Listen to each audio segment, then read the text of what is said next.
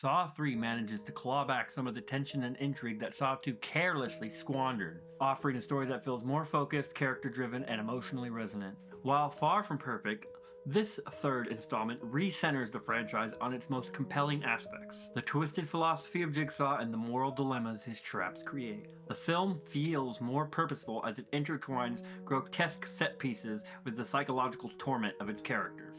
It's unfortunate, however, that to truly grasp the emotional weight of this chapter, one has to endure the incoherent slog of Saw 2. One of Saw 3's greatest strengths is its decision to focus on Jigsaw and Amanda, deepening their relationship and motivations. Jigsaw is no longer just an enigmatic puppeteer. He becomes a tragic, dying man desperate to cement his legacy and test Amanda's loyalty. The dynamic between the two lends the film a surprising amount of emotional depth, making their twisted father-daughter bond one of the franchise's highlights. The emphasis on this relationship elevates the story, giving it a beating heart amid all the carnage.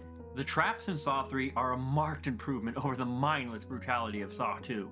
While still grotesque, they feel more in line with Jigsaw's warped sense of justice, forcing characters to confront their guilt and make agonizing choices. The rack trap, for instance, is both horrifying and tragic, leaving the audience to grapple with the morality of Jigsaw's philosophy, rather than just cringing at the gore. These moments are brutal, but they serve the story in a way that Saw 2's shock for the sake of shock never did. I'm not against gore, okay? I'm not against the grotesque, the hideous, any of that, but it needs to serve the story. Director Darren Lynn Bousman shows more restraint in his visual style compared to the chaotic editing of Saw 2.